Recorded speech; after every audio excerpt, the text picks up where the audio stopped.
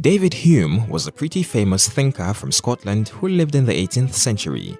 He was a philosopher, historian, economist, and essayist. His ideas had a huge impact on the way we see the world today. Hume was born in Edinburgh on April 26, 1711. He was a smart kid and went to the University of Edinburgh when he was just 12, but he didn't stick around to get a degree. In his early 20s, he spent 3 years in France where he read a lot and started writing his own work. He went back to England in 1737 and published his first book, a Treatise of Human Nature, which didn't really get much attention at first. After that, he started writing essays and got his work, Essays Moral and Political, out in 1741 to 1742.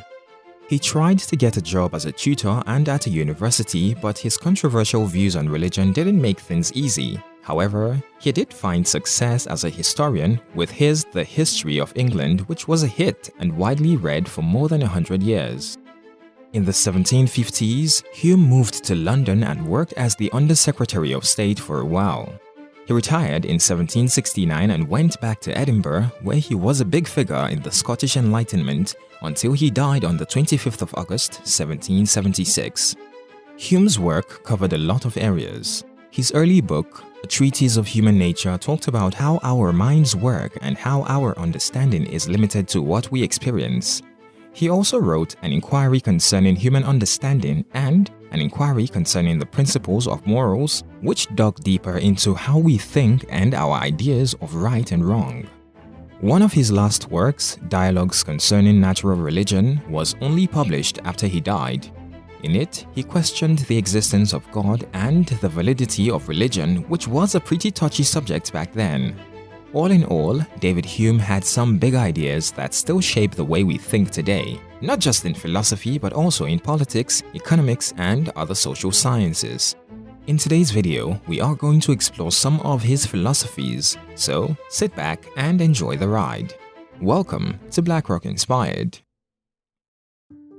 Beauty is no quality in things themselves.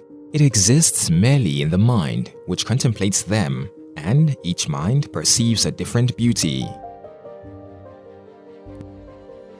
No man ever threw away life while it was worth keeping. Be a philosopher, but amidst all your philosophy, be still a man.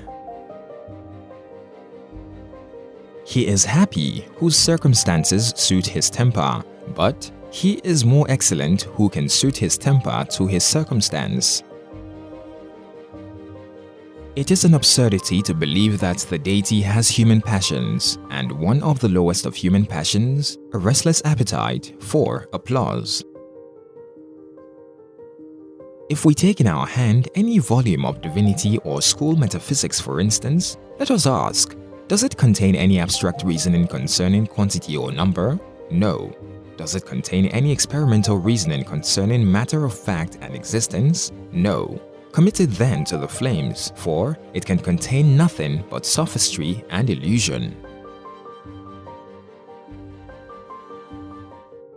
Heaven and hell suppose two distinct species of man, the good and the bad, but the greatest part of mankind float betwixt vice and virtue.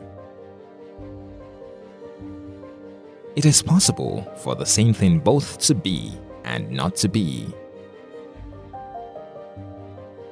Men's views of things are the result of their understanding alone. Their conduct is regulated by their understanding, their temper, and their passions. All knowledge degenerates into probability.